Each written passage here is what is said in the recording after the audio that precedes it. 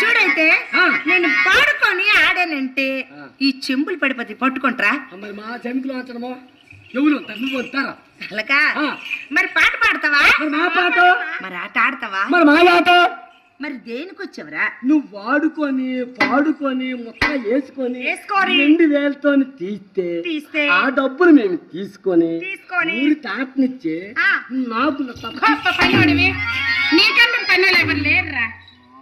ఆవిడ ఆడుకొని పాడుకొని డబ్బులు తీస్తే చక్కగా నువ్వు ఖర్చు పెట్టుకుంటావా? పోతే నాకు పడిపోతాం కదా. మరి నీకాడ ఎవరు పని చేయలేరు. చూడరా నాయన అలాగే నేను చేస్తుండే